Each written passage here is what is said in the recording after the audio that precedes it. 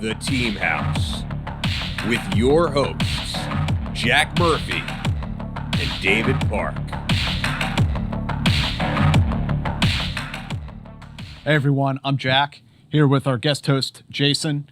Our guest on tonight's show is Tim Bosch. He retired as the Deputy Director of Operations at the Dutch Intelligence Service. We're really grateful to have you on the show and, for you to provide us with some unique insights into your part of the world. Yeah, hi. Very nice meeting you, and thanks for having me. So, Tim, I kind of start off the show usually asking the person about their origin story. If you can tell us a little bit about growing up and how that sort of took you towards governmental service. Ooh, that's a while ago, but what I remember, I think it was indeed an important part of being attracted to government work. I grew up in Amsterdam. It's like a little over 55 years ago. And growing up in Amsterdam in the 80s was fun, lots of freedom, but at the same time, there were a lot of squad riots, a lot of people squatting houses, and then the police reacting. And at a certain period, I remember when I went to kindergarten and then went to high school, that exactly at that same time there were these riots in Amsterdam because the police were really fighting it, and there was a lot of pushback, and it became heavier and heavier. And at a certain time, there were even tanks rolling in the streets of Amsterdam. You really cannot imagine that, but I remember a tram on fire.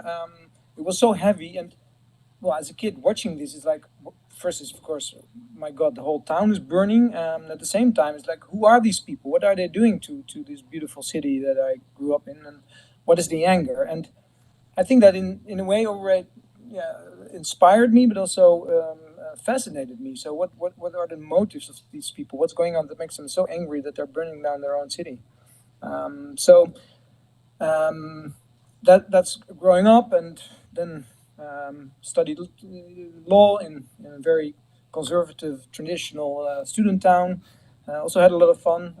The only burning there was us setting things on fire, students, and then went into the military service. So that's in a nutshell my Amsterdam and Leiden period. So, I guess seeing your hometown burn explains going after a law degree. But how did the military service come into it?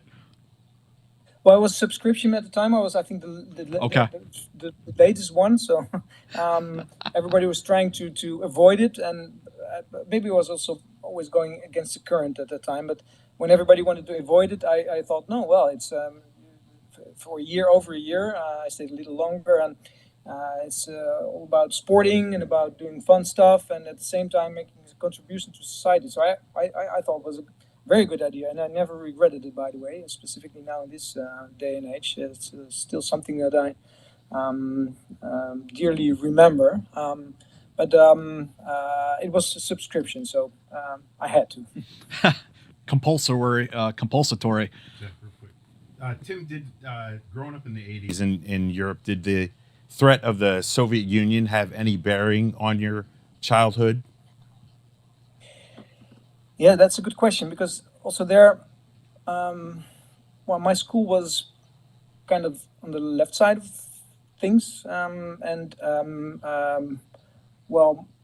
least my father. My mother was quite a middle and progressive liberal, but not to the extreme. But my father was a bit more on the conservative side of things, and I think in a way I listened to his ideas and I was influenced by them. And he was a fierce Russian hater. He saw what communism did and what was neglected by everybody who said, "Oh, it's socialistic free state, and it's the highest performance of a state that you can ever get, and it's fantastic." There were a lot of sounds these days in Europe, also specifically in Amsterdam, and I was completely on the other side of things. So I was non-stop debating, even with schoolmates and with friends about this issue. And I never pretend that I was right, not at all, because I missed a lot of things. But on this specific subject, I was a bit more fierce and looking to the east as a kind of danger that we should not neglect. And I know we'll get into the history a little bit, but before we move on, I want to ask you, your compulsory military service. What did you actually do while you were in the service? I hope that you were not going to ask that, but it was no, it was a lot of fun. I went to the Air Force, but then I ended up in the legal department. So no Because of your hero degree. stories there were flying. But at the same time, it was going to court. A lot of friends who immediately went to law firms and went into the basement to prepare stuff for other lawyers. And at that time, because we were the last, we were also allowed to just plead in court, and that was fantastic because it gave a lot of experience in pleading and everything in court. And at the same time, because they didn't really take us that seriously, so we had a lot of time to sport and to all these trips, fly overseas, and I'll never forget the moment that the F-16s were had to tank, and then this big DC-10 was gassing, how do I say that, fueling the F-16s in air. That was a magnificent moment that I really thought, okay, this is a pretty cool job to start with. So it was the Air Force.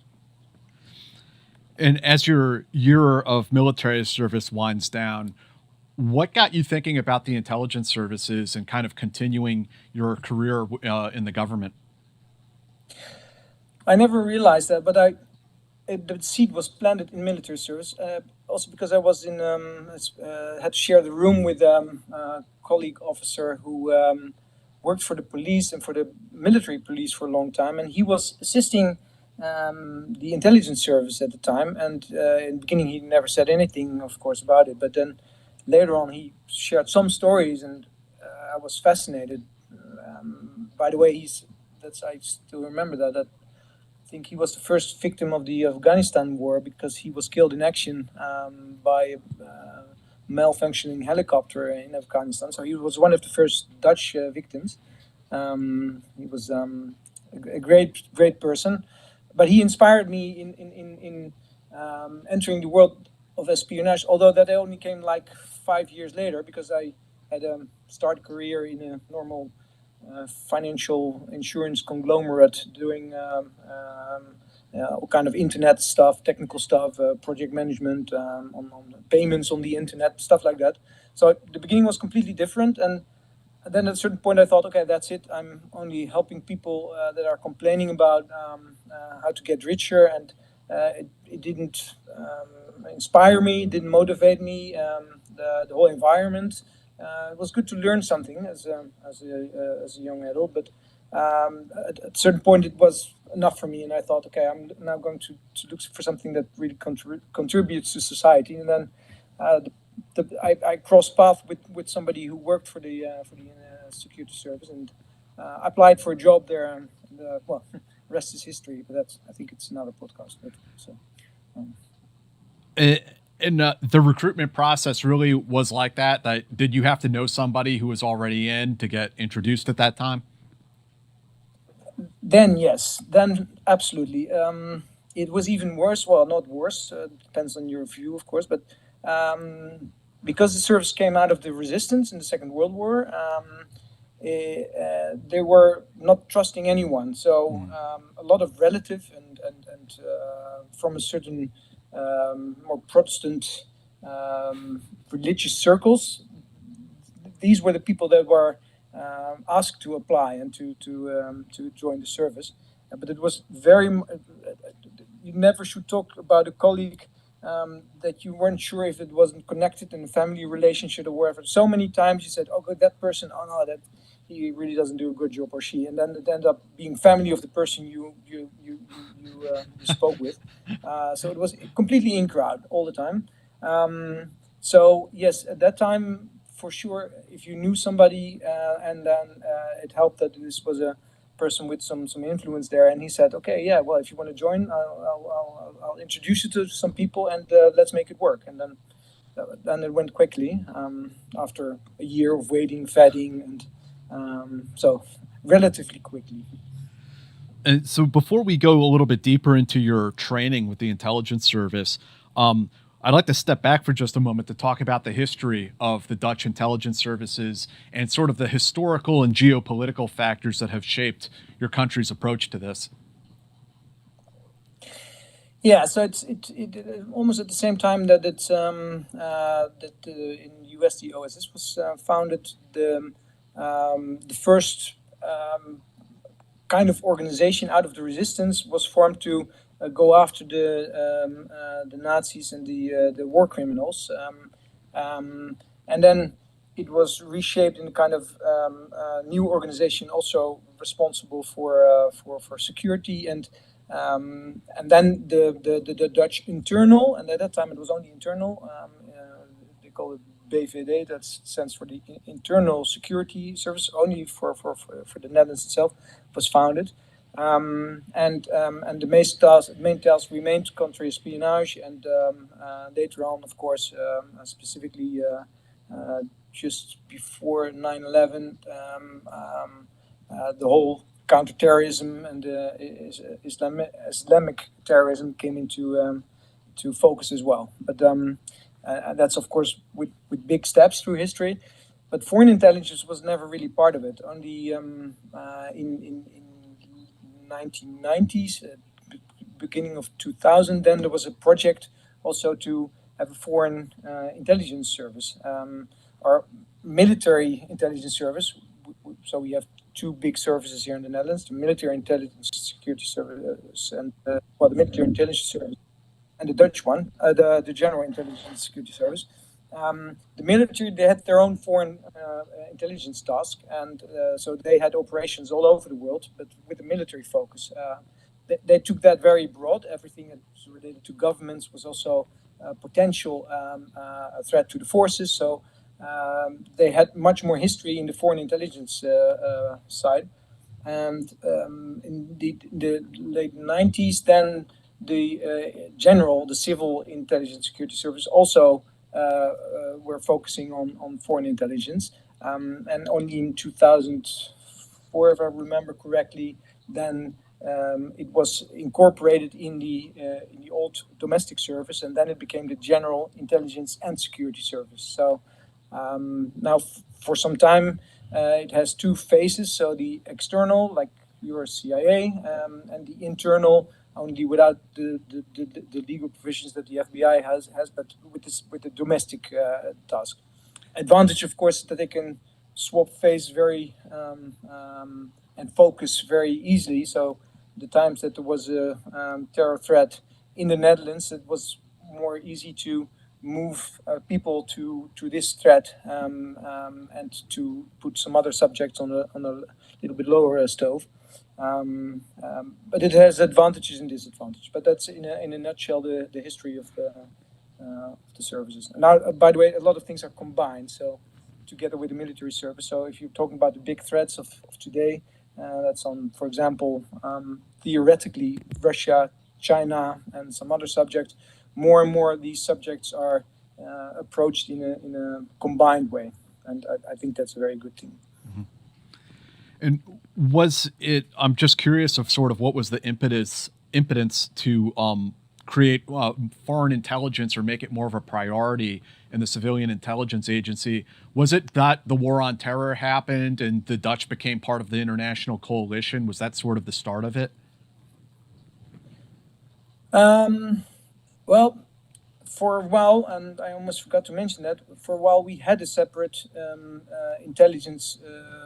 foreign intelligence service, but with a couple of scandals and even the Brits, yes, there we have them, mingling in our two affairs, it became a scandal too much, and the Prime Minister stopped it. I think that was 1997 or something. So then the official foreign intelligence service that was completely standalone and separate was stopped, and because of all the scandals that they were involved in, for a longer time nobody dared to touch it anymore. But I think in general, indeed, the end of the Cold War, everybody thought, but then with new threats. So it's more or less around the time of indeed the war on terror. The subject got more importance, and definitely after 9/11, yeah, for sure. Then it was quickly decided to not only to step into the allied forces, so to say, to seek for partnerships and to combine forces, but also to focus more on foreign intelligence. At the end, it's some when the streets of Raqqa decided also certain neighborhoods in the Netherlands how to respond to certain goals and how to Islamic vandalism. So it was all connected. So it was a good thing that it came into existence again. Hey guys, I want to tell you about the sponsor for tonight's show, which is TrueWerk. They make performance workwear that's built like it matters, because it does. In the fall, the weather changes real fast. It can be hot, cold, wet, windy, sometimes all during one shift. So you want performance workwear that will carry you through the entire day, like these pants that I'm wearing here today. TrueWerk was founded by a trade professional who was tired of wet, heavy gear weighing him down. TrueWerk set out to make workwear that keeps professionals comfortable, capable, and ready for whatever the day throws at them. They're designed with advanced performance fabrics for lasting comfort, all-day mobility, and year-round job site protection. Every piece is tested on job sites with trade professionals, so when conditions change, you're still ready. This product right now has over 50,000 five-star reviews from professionals in every trade and every climate. So I really enjoy wearing these pants. I think you will too. I hope you'll go check them out. This is the T2 work pant. It's durable, flexible, water resistant. The thing I really like is that they're stretchy. Like this is something like you could even like actually work out in if you really wanted to, but certainly during the workday when you're bending over and crouching over and picking things up, these are very comfortable. It also has like some like a lining inside so it's comfortable, you know, around your hips and like where your belt would go. They also make the M3 Whoopee hoodie, which is wind resistant, insulated, and very comfortable. And they make the Tower Parka, which is a fully weatherproof and insulated jacket designed for cold, wet job sites. And they also have a line of flannel shirts that I hope you guys will go and take a look at. So upgrade your day with workwear built like it matters. Get 15% off your first order at TrueWerk.com with the code HOUSE. That's TrueWerk.com. And the promotion code to get 15% off is HOUSE, HOUSE.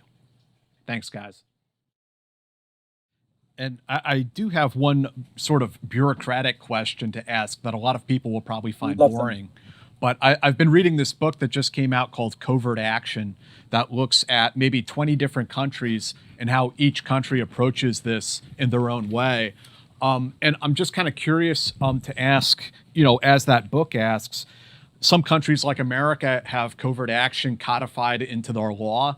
Some countries even have it in their constitution. But then there are countries like Britain where it seems like it's much more about norms rather than anything that's actually written down.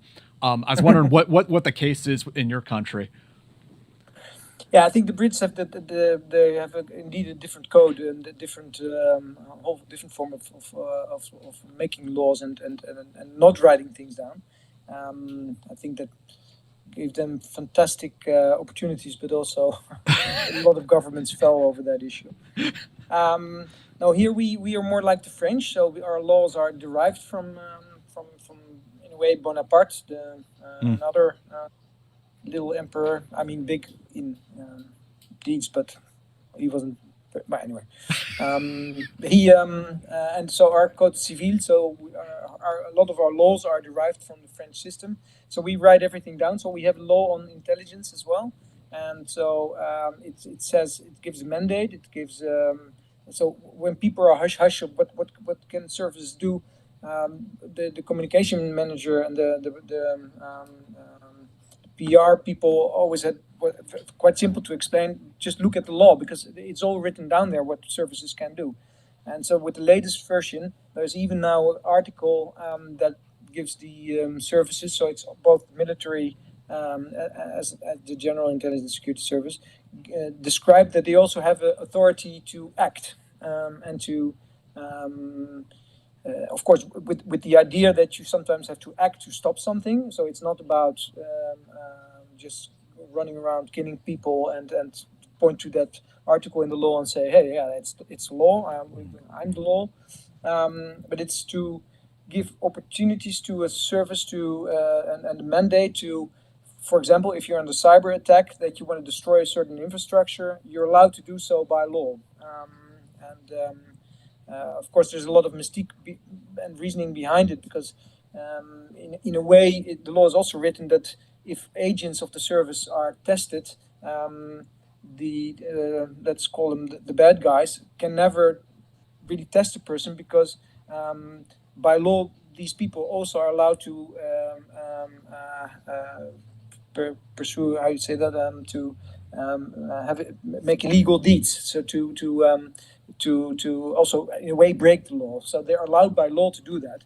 So criminal actors or adversaries, if they want to test an agent, they don't know what the limit is of that law. So yes, the law is very precise and very broad and gives a mandate to really act and in that way fight evil as well. And does the intelligence service report directly to the PM or the PM's office, or is there a parliament that you also have to answer to ultimately? So just a funny trivial thing is that he's now not anymore the prime minister, but he's the missionary because the cabinet fell. But he was a former chief of intelligence, so he was one of the heads of our service. So in a way, yes, there's this connection to the prime minister, but that's not the official line. So no, because it was always a domestic service, the General Intelligence Security Service fell under the Minister of, let's call it internal, so the Home Affairs. So Interior, Interior. And the military service is, of course, responding to the Ministry of Defense. But it's a bit more complicated because the tasks are generally formulated by the government, and it's that's kind of secret operational directive whereby it said these are the subjects you need to tackle, and then it's divided which service is going to take upon which task. At the end, they all have to respond to this. That's called the National Security Committee. But if it's about a warrant, if it's about wiretapping, if it's about the real responsibility is in the Internal Ministry for the General Intelligence Security Service. And of course, the Prime Minister is very much involved and part of the Security Council, as we call it here in the Netherlands. So, there are a couple of lines, but there's only one strict chain of command to the Minister of Interior Affairs. You got anything, Jason, before we move on? Yeah.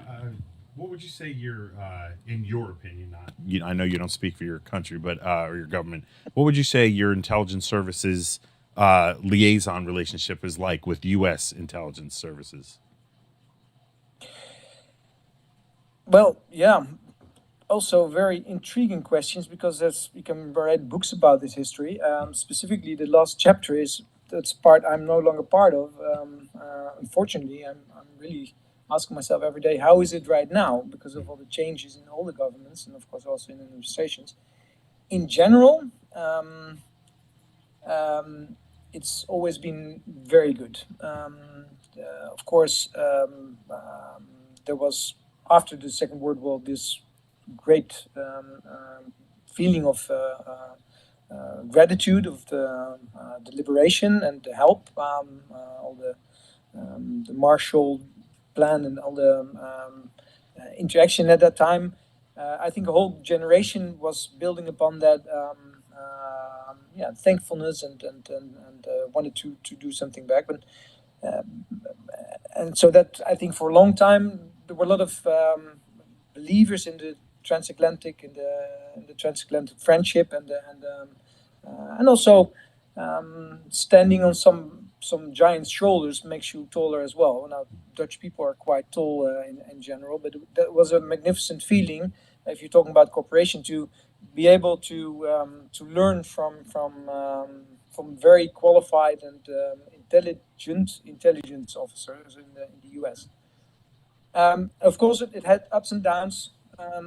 there were the rumor has it that at certain periods, of course, the chief of stations were sent home. That would happen all over Europe, and things went on behind our back. And sometimes it was necessary to call in people and say, okay, this is not how we treat friends or friends from friends. But in general, it was always a fantastic relationship, and I can also say no matter what kind of administration. So it was in a way apolitical. It was believing in the same causes, the same mentality. Of course, a lot of these colleagues of CIA lived all over the world, so they had a kind of mundane and international view anyway. They knew a lot about cultures, difference in cultures, and so they were open-minded already. So no, that in general, and sometimes in particular, I've still have very good friends who served in the services there. There was this bond and believe in doing the right thing. So long answer for a short question, but It's great. and Thank you. it didn't really change. And I sometimes hear now, okay, now it's really testing the water, and how does it work right now? But I think this mentality and still believing that you're working on trying to prevent problems or to work on certain problems, that it's still, that bond is still stronger than whatever political view you have. So I think we need a couple of administrations like now to really widen the gap in that way, that there is no bond anymore. But that's my personal opinion.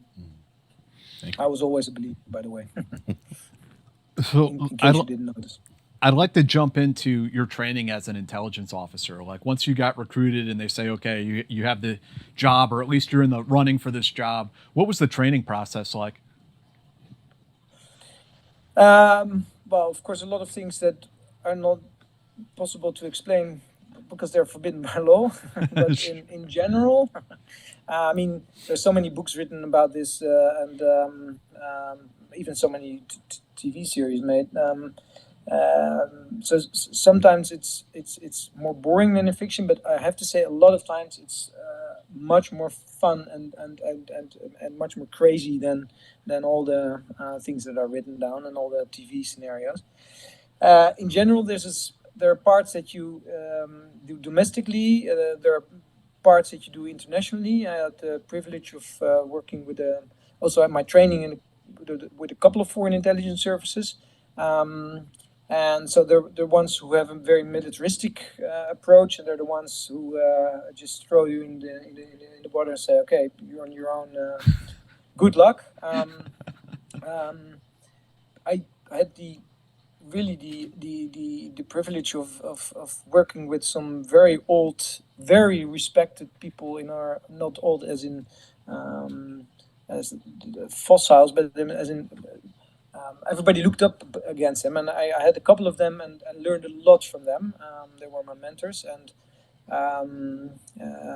even after the training period, for the first approaches, the first when you really trying to recruit somebody, they were always there and try to assist you if it was necessary. But the training was, I mean, again, coming out of the financial world, it was like, oh my God, this is fantastic. This is even better than I hoped for. So much fun and so much self-confrontation. I mean, even if you're arrogant, young, cocky guy, then being confronted with all your flaws and how difficult it is to really persuade somebody to do something that normally they don't want, and how complicated the psychological techniques are, and how much at that time I had to learn. That was, I think, the best insight ever. So start all over again. Do you have a favorite story from your training that you're able to tell? Even you don't have to say where it was or when, but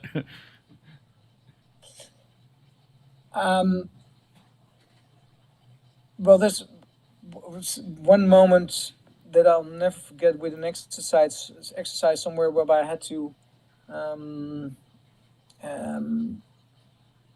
Yeah, it's a fun story. I had to run into a certain establishment, and I think the assignment was to get in there and in 1 hour time to get as much out of one person as possible. But that's exactly after 1 hour I had to leave again. So that was if it was 1 minute late, you're out. So that's the end of it. They told me which bar I had to be in, and I didn't really have a strategy. I just thought, okay, I'll run in there and see the first person that wants to make conversation. And of course, I had suspicions that a lot of things could happen there, but I also thought, okay, I just want to make conversation, and I ended up in the bar, and I saw some tables with some girls sitting alone and some really pretty girls sitting alone, and but I also saw a man sitting on the bar reading a book, and I blocked the girls and decided to walk to the man with his book, because I thought, well, he's reading, so it must be easy to make a conversation with somebody who's reading just by asking when. And I was lucky at the time because he was opening up completely, but he didn't. He was like telling me his whole life, everything, and he became more animated, becoming more animated. And what I didn't notice is that apparently the whole plan of the exercise failed because we were interrupted at a certain point by one of these ladies who even threw a glass half over him and disturbed but she was apologetic and trying to, and he was like, no, go away. He wants to finish the conversation, and I was like, go away. My target is sitting over there. So we were neglecting her as well. And well, I think even after an hour, I tried to look at the watch I said, okay, I have to. I used this bizarre excuse, and I said, okay, I have to leave now. And he even wanted to join me to the next cafe. I was like, okay, this is not how it's meant to be. And it all went fine, but afterwards I heard that basically the whole cafe was staged. All the ladies were part of the game, only the men wasn't, and I kind of ruined their whole show. They couldn't believe that I just picked the only one that wasn't their asset. Anyway, but, it was beginner's luck. Let's call it that way. And after your training, you went into, I believe we talked about the tech side before you became a case officer. Well, I started on the technical department, yes, and helping with policy of new technical measures and everything. It was fun, and worked together with police and with also with the defense.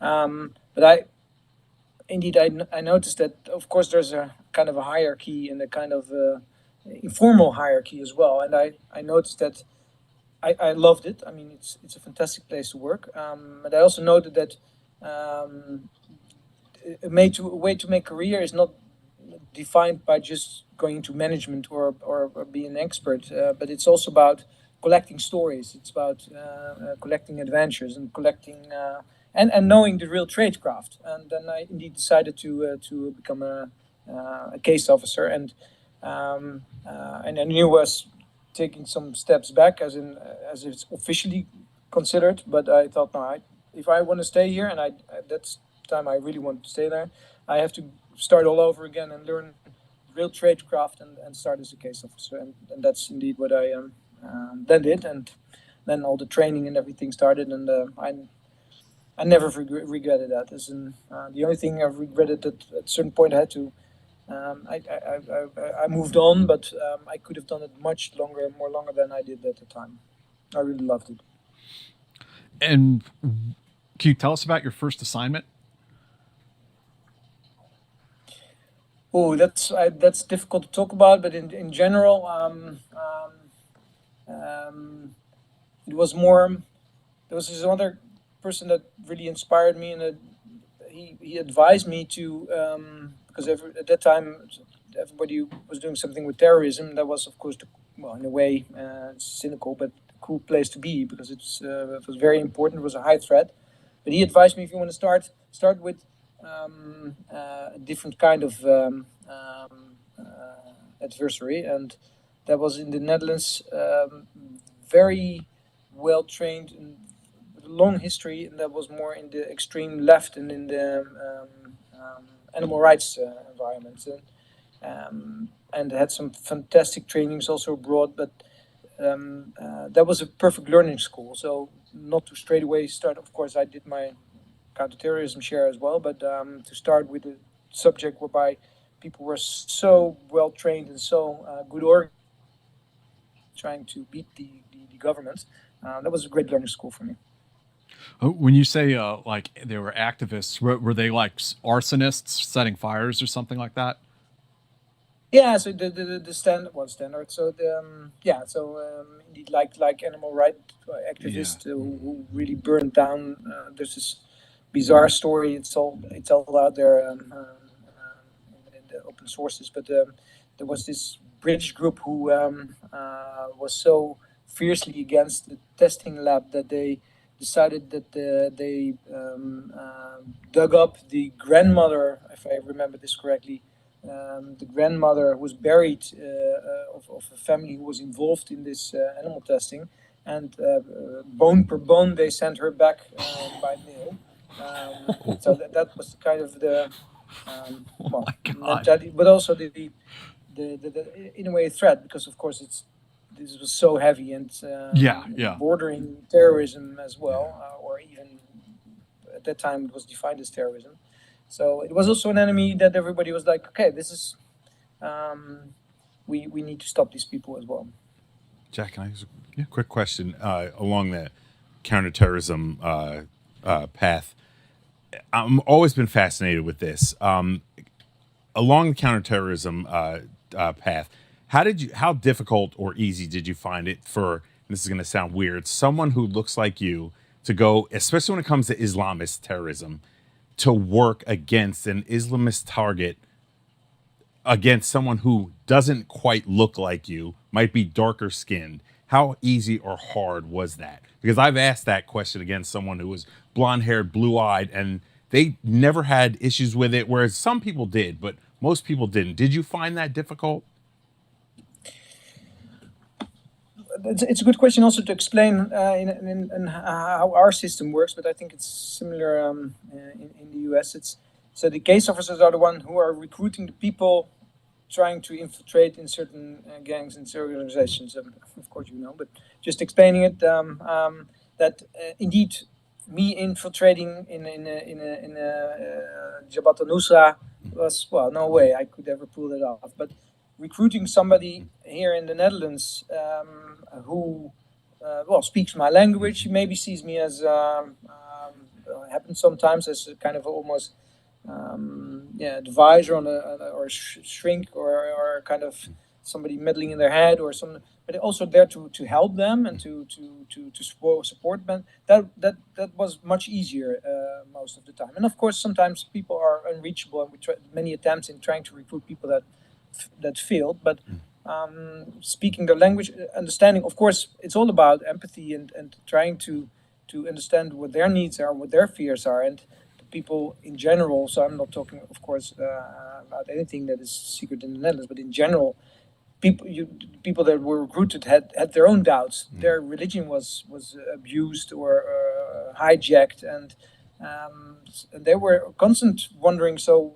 what is the right thing to do? Should I stand up or should I be part of it? And when somebody taps on the shoulder and say, "Hey, I know you're in doubt, and we wanna help you in that doubt, but also in doing something about it, because your religion is at stake and it's not fair." That worked sometimes. Well, often. Luckily enough, more it worked than it didn't. So, and by the way, there are great anecdotes. There's a Danish guy who was like, if he was, didn't have this red beard and everything. In Yemen. Exactly. Yeah, and he pulled this off, and so, well, I knew one thing at a certain age, that growing a beard was not my thing. So I couldn't have pulled off that stunt, but being a little bit red-headed or something sometimes helped in certain Syrian environments as well. And I appreciate that answer, because a lot of people who have never worked in intelligence, they usually go by what they see on TV. And so they're seeing you Yeah. and they're saying, how is that possible? No And way. I usually will try to explain to them, it's usually not the intelligence officer who's going into these ethnic neighborhoods and working the target. They're recruiting people from these neighborhoods to go into, back in and, work these targets. So I appreciate that explanation. No, you're completely right. It's but then you're getting into the head of the people that do have their doubts and that are able to, and of course with Catholic nuns, you cannot find the terrorists. So you have to have kind of the people who are sitting on the fence, and also of course our colleagues. And I had some colleagues that were extremely convincing in almost being part of that environment already. So we all had our specialties and our different trade crafts and our ways of getting to recruit people. But you need a variety of people to be able to recruit. That was, I think, the best way of describing it. Absolutely. What can you tell us about your first overseas assignment? Yeah, I was sent to Jordan to work for the embassy, and I became a liaison in the Levant, so working in Syria, in Lebanon, in Iraq, specifically in the northern part of Iraq, the Palestine areas, and also Egypt for a while. So that was an eye opener, and fantastic to live in that part of the world. Cannot emphasize enough how warm and hospitable these people were. These people, the inhabitants, of course, of these countries, and the way they were welcome to foreigners, and of course in a very troubled. This was in 2000, well, during part of the Iraq War. So there was a lot going on, also work-wise. It was fascinating. So it was a mixture of discovering traditions, cultures, and religions, of course, and at the same time, it was at that time also one of the fronts of where the things really mattered. That's where you could really contribute to help diminishing or in a way fighting terror as well. So would you say your main focus then was on trying to identify groups that are plotting attacks back home in Holland? So it was a lot about liaising, about cooperating with all kind of services. So that's the only reason I can say something about it, because if it would be a clandestine task, I couldn't say anything about it, obviously. But so working together not only with the local governments, and you cannot emphasize enough what, for example, the Jordanian government did to fight terrorism in their own backyard, and how many initiatives they came up with, and trying to contribute to everybody's fear and everybody's terror. So it was specifically working with these kind of governments and with these kind of services. Another group of people that stole my heart were the Kurds, the Kurdish people. And so working with them in all their challenges and all the threats around me, around them, that was another fascinating thing. And of course, also working with a lot of US personnel, because they were all over the place, and you could run a mile without running into some kind of American outlet or military base or just a very nice way of having some drinks, or one too many. Also had a lot of fun there. As I was reading up on the Dutch intelligence service, I was reading that it's kind of known, I guess, publicly to have broken up a number of terror plots that were being plotted, against Holland. Are you able to speak to that at all? Well, there was some that were in the media, and some ended up in court. And there were a couple of famous ones whereby it succeeded in infiltrating these groups. And so the great thing of in general of a smaller country as the Netherlands, that it's also relatively easy to work with other kind of agencies. So on a couple of these cases, it's all about who, of course, the real intelligence work is about being in the places where it's really hidden, where the conspiracies take place. And but what great advantage of the Dutch system is that the police here in the Netherlands also has an intelligence task for the General Intelligence Security Service. So that was one of the changes we had at a certain time, is that the police had their intelligence system, but they also had a kind of public order task. So they were also responsible for hooliganism. They were also responsible for radicalism, and but it was always a kind of, so what are they doing now? Is this a police task or is it an intelligence task? And because obviously they carried guns and they could switch hats quite easily. It was recommended that they split these tasks. And at that time, that was around 2012, these intelligence units of the police were formed. And they were only working for the intelligence service. It meant that they were paid by the police. They were sitting in the police districts, but were tasked by the General Intelligence Security Service.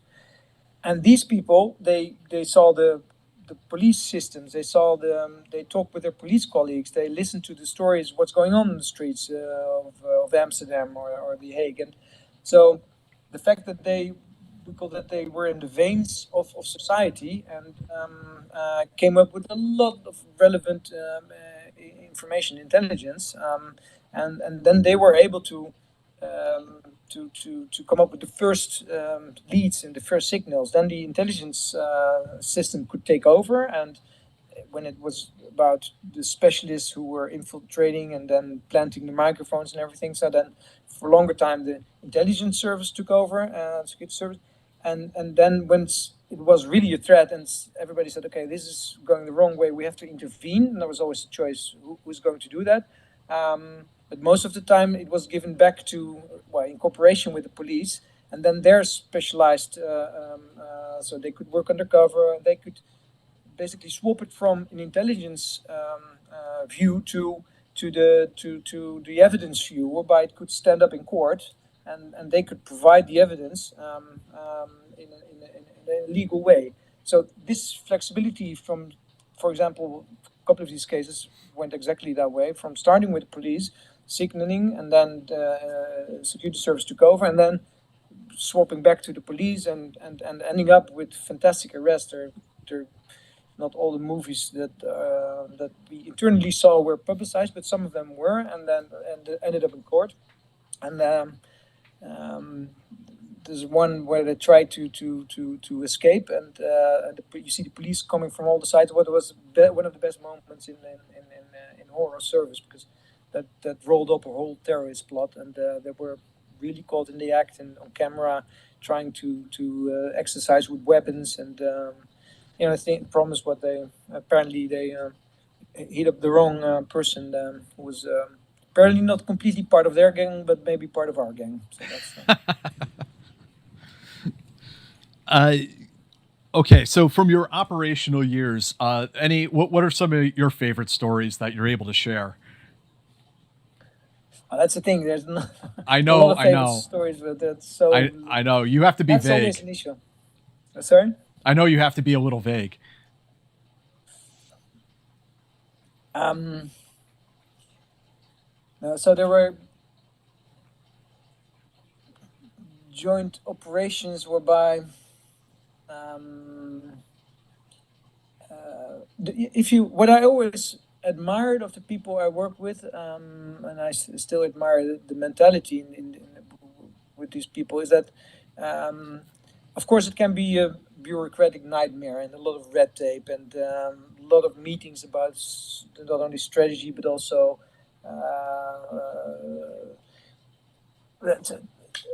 boring stuff.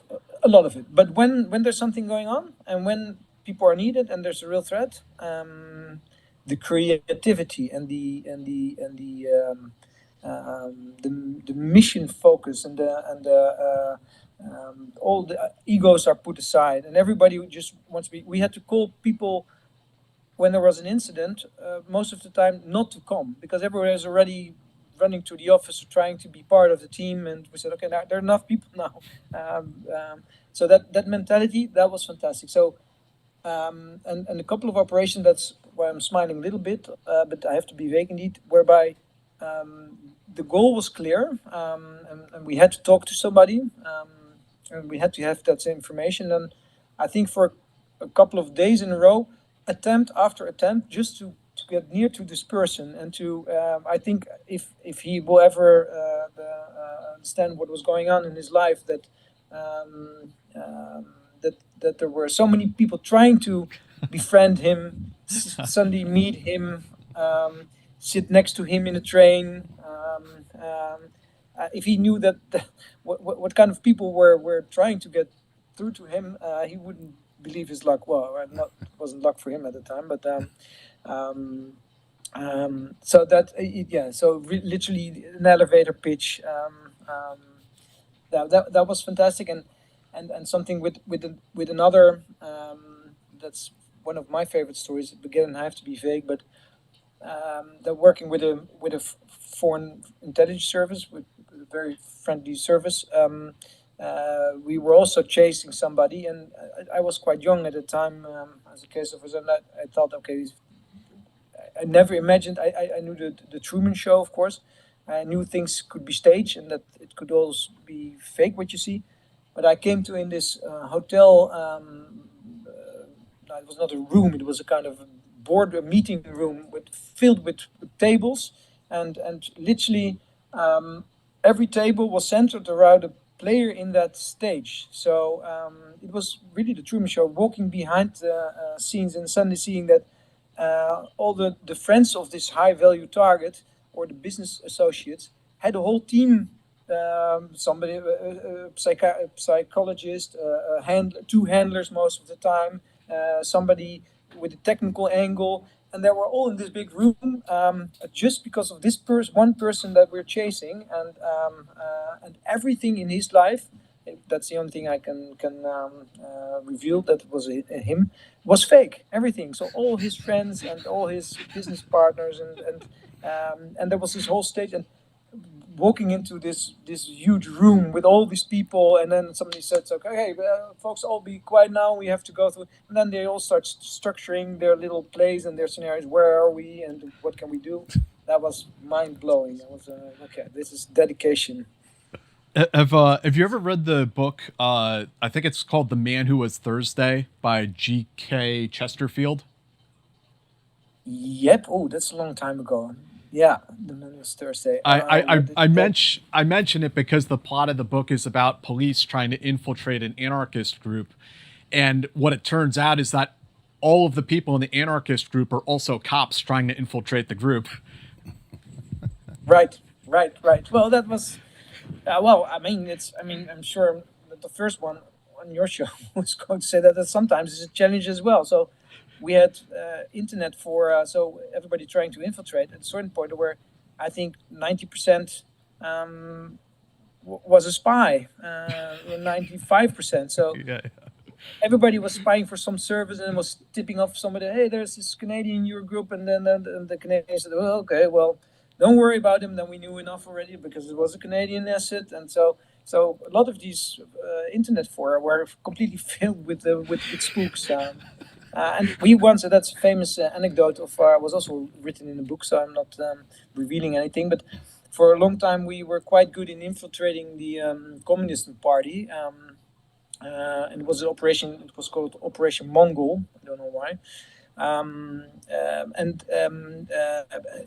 The Mao-Leninist party in the Netherlands was also infiltrated, but at a certain point was so infiltrated that the whole board of this party was invited to Beijing to receive very high rewards given by the Chinese Communist Party. but what I didn't know is that the complete board of this party, because it was, of course, the operation started to break down the party. So they kind of agent provocateur. So they tried to break one fraction. They ended up in debates, and then there was another fight, and then slowly on. So, but the leftover of that party, so in that way it was very successful, were all assets of the Dutch service. So they ended up with a group, and so the top dog spy ended up with a reward from I think it was even from Mao himself. Yeah, all revealed in a book. So just to make even with my vetting issues already revealed. And after this, you got, I assume, promoted into more of a managerial position, and you got more involved in sort of the aforementioned red tape. Yeah. So, but it also it's a way to contribute to the system, to try to improve the system. And of course, not everything worked, but indeed,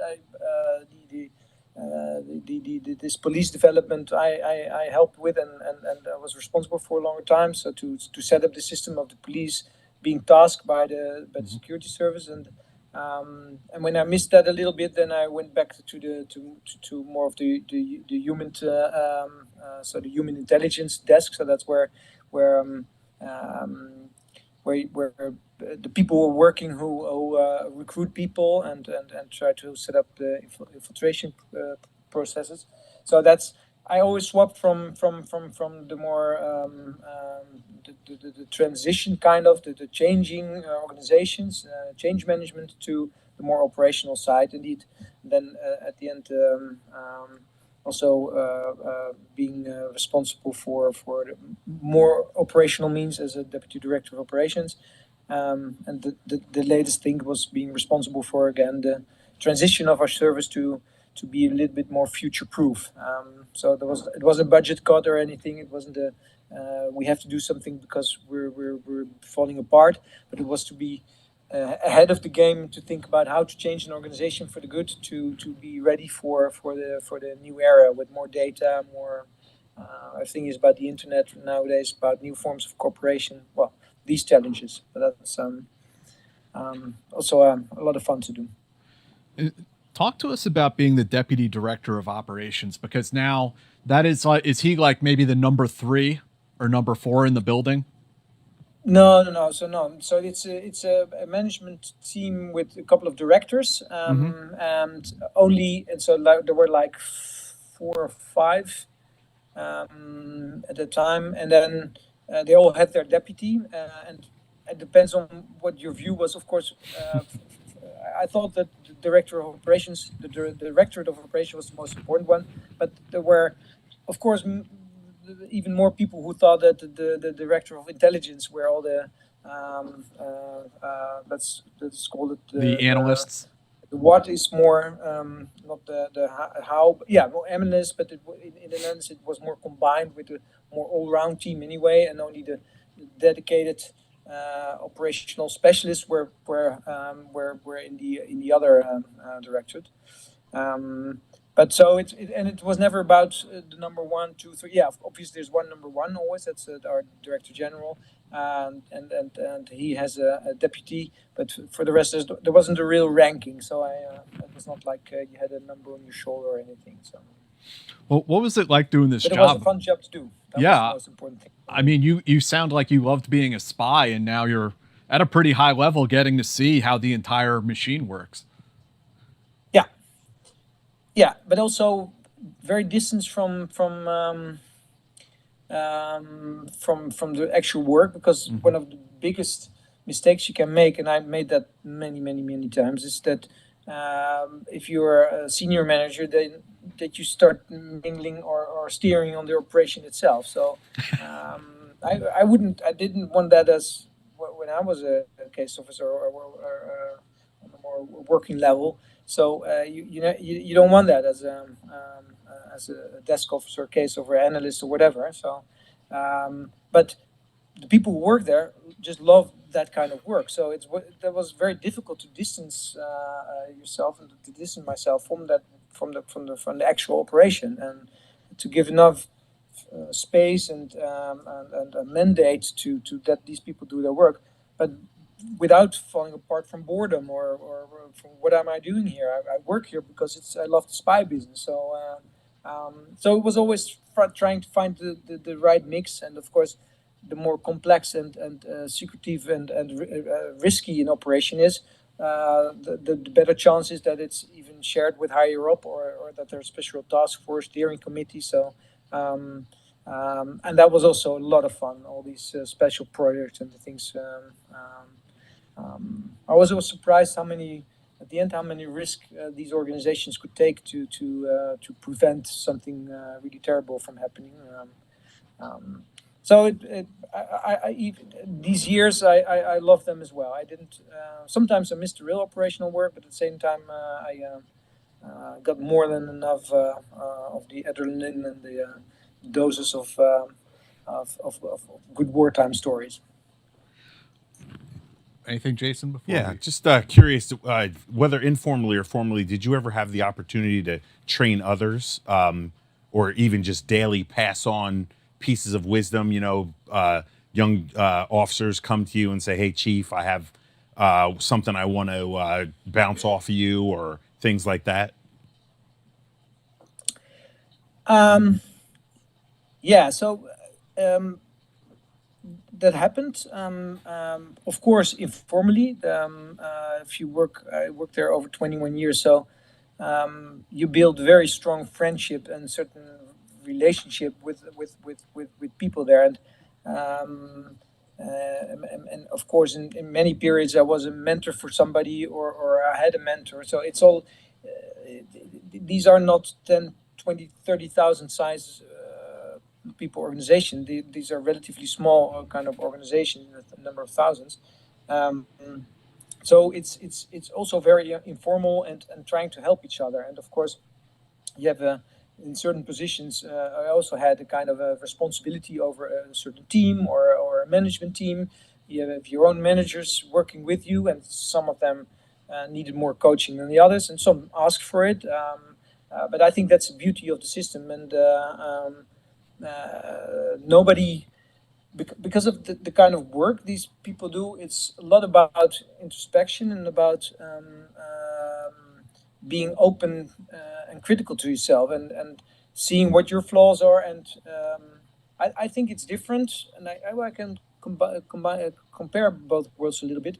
I think there was much more openness and reflection in general in these kind of environments than there was, for example, in the corporate life, whereby you know that if you admitted a mistake, but it could also be used against you, and it didn't really promote vulnerability and trying to be honest in what you did. And that's working with military colleagues and military people in general. I always loved that. There could be extremely hard, but when it was about performance and about trying to help each other, everybody opened up completely, and even you thought they were the biggest macho kind of people, but they opened up and they could be reached and tried to improve themselves. And I think that kind of culture was definitely also in my service. So once in a while, trying to help others, but many also helped me. I needed a lot of help always. So talk to us about retirement from your governmental service. You left about 3 years ago. What inspired your decision to leave the service, and where did you land afterwards?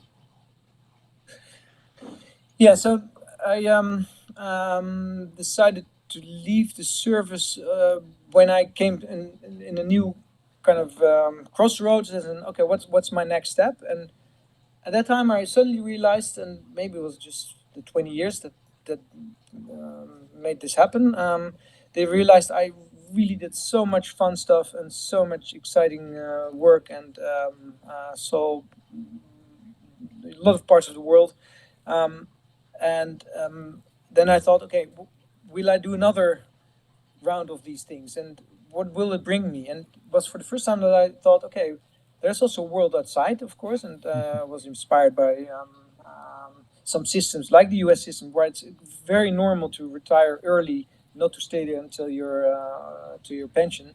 A lot of Brits as well. They leave well paid, by the way, so they don't have much incentive. That's different in the Dutch system, as in you don't retire at that age or at my age when I left. So I knew I had to also bring in some money. So either to work in for a company, for an NGO, for whatever. But together with also a colleague at the time, and he also had a lot of experience on the military intelligence side. So and he lived for a long time in Ukraine. Worked for the advisory mission there for the Ukraine, for the reforming of the Ukrainian services. And we, in a split second, we said, okay, if we have these networks together and we have this mentality still the energy to do something at this age, why don't we start our own business? And like, first thing, we want to have fun. So it's not about we're going to set up some commercial boutique and try to sell ourselves to the highest bidder, whether it's an oligarch or a corrupt politician who needs some intel. That's not what we're going to do. We wanted to do the same with the same kind of mission, working with the same kind of people. Well, we saw that there were a lot of out there who were willing to work with us. But we also said, okay, now we're out there, we can be quick on our feet as well. So we don't have the red tape that these bigger organizations have. We don't have the all the levels that we have to go through to discuss a certain possibility. So indeed, we at that time said, okay, let's try to do the same. Of course, under a different law and a different mandate, but with technique changing so fast that it's sometimes more easy being outside of a building and working with all the new open source methodologies and techniques, trying to retrieve valuable intelligence. So that's what we did. Then we started the Birdwatcher group, and we had luck in the first year. We saw that there were also governments who needed advice and training, turning away from the Russian bear, or having experience with more KGB style training, KGB mentality, and they want to restart or be trained. And so we suddenly had a business there. So we work in the different countries in the eastern part of Europe. So really on the security sector reform. We also broker now in intelligence products, so technical intelligence solutions. So when they ask us our advice, or what's the best IMSI catcher, or where can we find a good OSINT platform, a data fusion cell, or even the whole system of very monitored and very well. How do you say that? Legally arranged on all the cyber defense systems.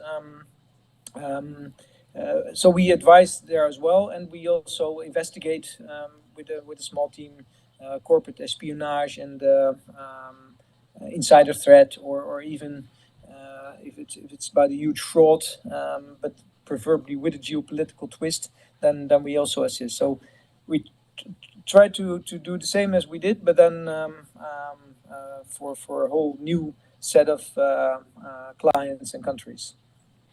And do you want to tell people what that term means, Birdwatcher, the name of your company, where that came from? But that's always when you invent a name that it suddenly has much more meanings than we ever realized. But it started with the picking up the Spyclopedia, it's the British version, and we looked through certain names that were connected to the spy business, but also had a more general meaning, so that you're not all the time when we're traveling stopped and thinking that people customs or people think that you're some weird spy mingling into their affairs. And bird watching is the British term for watching each other's intelligence officers. So that's specifically in the Cold War. There were non-stop watching what the other side was doing, and so that's where the term bird watching came from. The owl is a symbol, and that all these stories followed later. But then we found out that the owl is the only bird that catches a bat in full flight, and the bat was the symbol of the Russian special forces misbehaving in Ukraine and think that they were invincible. So we use that symbol as well to explain where we stand on that spectrum. And there are many other meanings for bird watcher as well. But one thing, Ian Fleming was an ornithologist, so the inventor of James Bond. He was an ornithologist, and so then the whole circle was round for us, and that's a perfect perfect name for a company. And can you tell us about some of the things that the Birdwatcher group does, dealing with insider threats, specific countries you've advised? So the latest now, we were in a way involved in the elections in Moldova, whereby we investigated the disinformation and the mingling into the Moldovan affairs by the Russians. It's one example of the kind of work we did, investigate where the disinformation came from, the methods that were used, and also to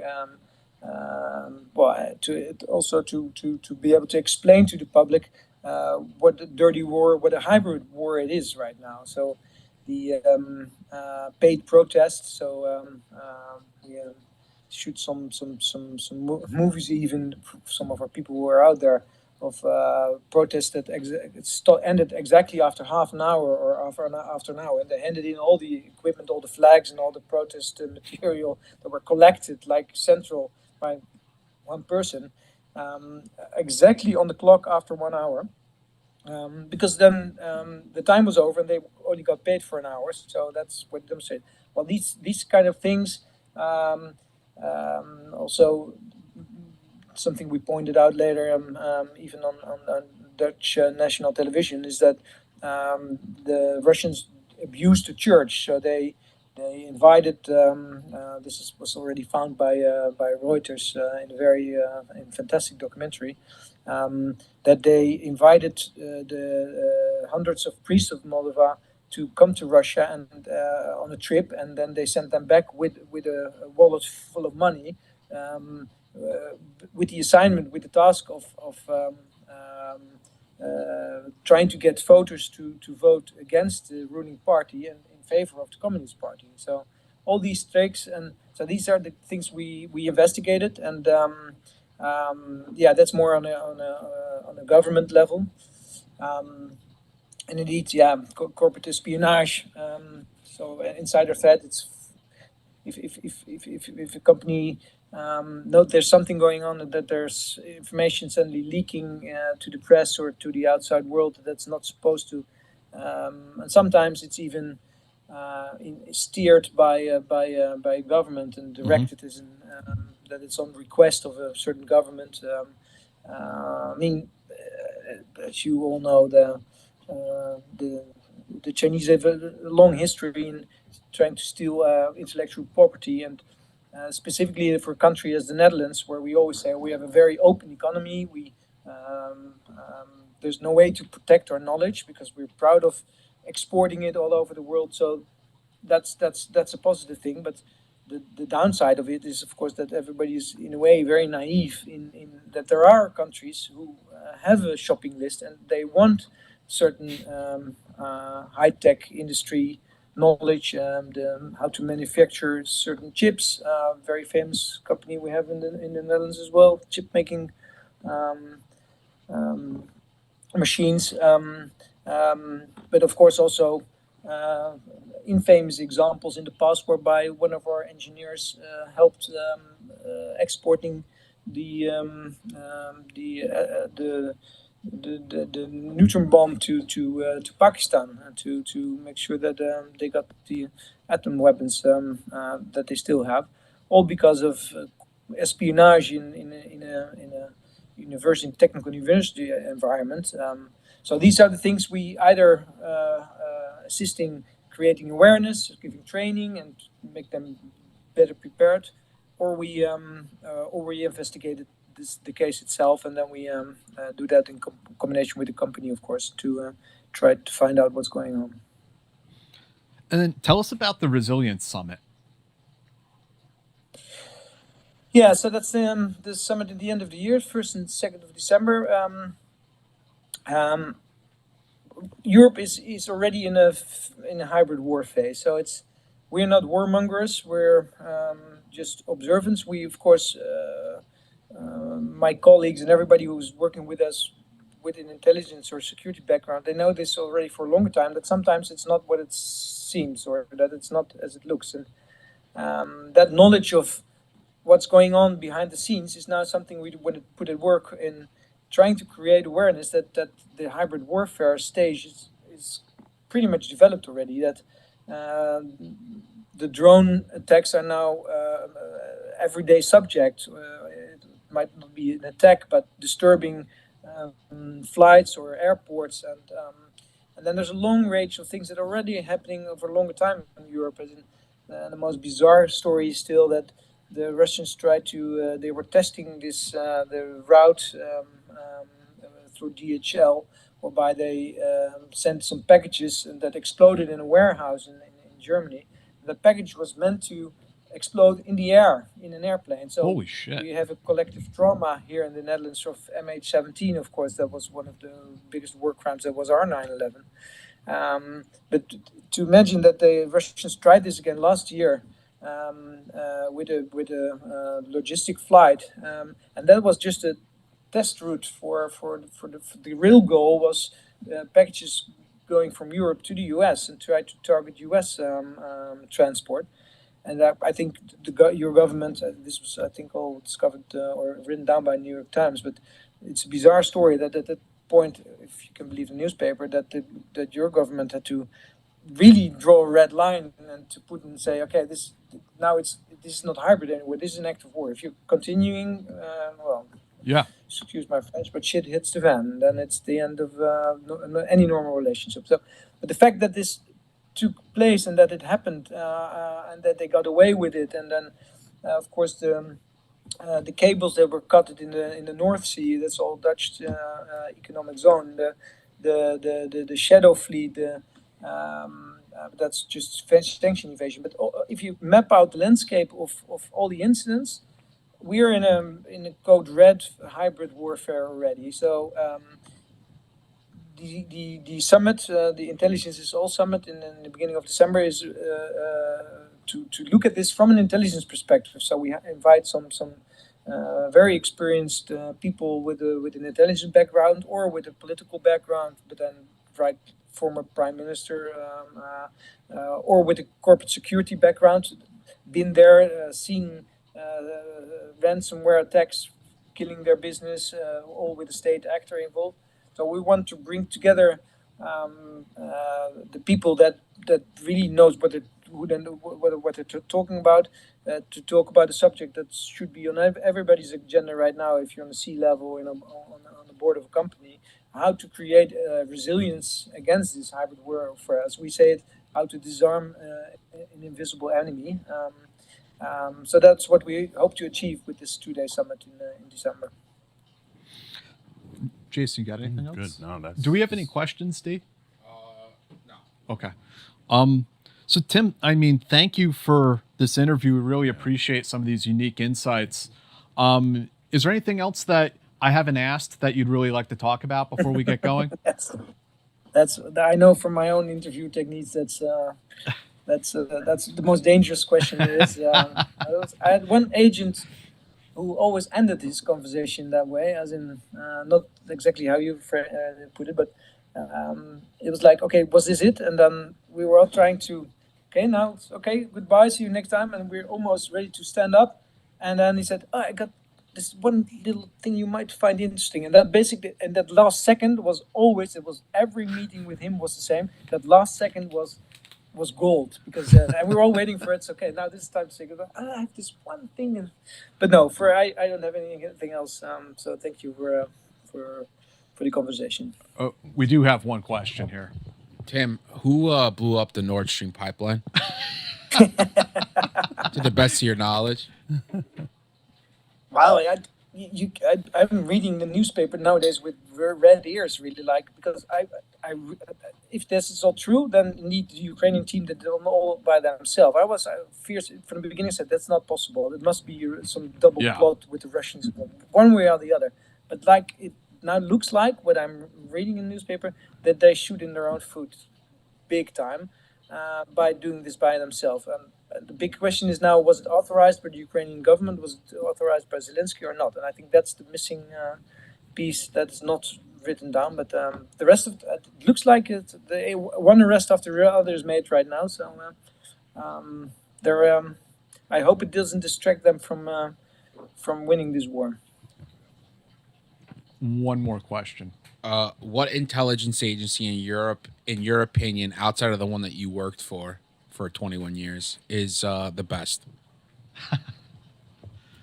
Or the most competent, I guess, or most up and coming? Maybe there's a country out there that's really stepping it up. Well, it sounds like trying to avoid the question, but I mean it in a way that it has an advantage of being younger service, because there was this famous quote, I think it was last year in The Economist, whereby somebody, I think it was from SIS, so as everybody says, MI6, or it might have been 5, said, okay, the best thing we can do now is shut down the whole building and the whole organization and rebuild it again, because of it's so difficult with all the legacy to connect the new systems and to adapt the newest technology. And then we're not even talking about the artificial intelligence, but the fact that there's so much legacy to keep on building on that, it's killing them. So this lady said we can better just break it all down and start all over again. So there's some new services that are so now adaptive in new technology, and I think they are the ones who are promising, new, and quick on their feet. But there are also some, I mean, I have to say it, I mean, I think the Brits invented this whole game, and I still admire their humor and also the creativity. But no, there's only competition in niches, and for every service in Europe, I can think of something that they're really good in and took their niche. The Dutch definitely for sure took their niche in cyber for a while. We're really ahead of that game, with some of the best hackers in the world. So no, it's they're all pretty good. If there's my 2 cents, if there's one up and coming that I think is very impressive, or not even up and coming, but the Polish intelligence service, AW, I believe they're called, Agencja Wywiadu. Yep. They're not only good because they're very clever, but they are now excelling also because they understand the Russian mentality. Yes. So they're basically educated by them, and then not, as in they're the fierce enemies, and they're motivated because I think nonstop they're thinking we might be next.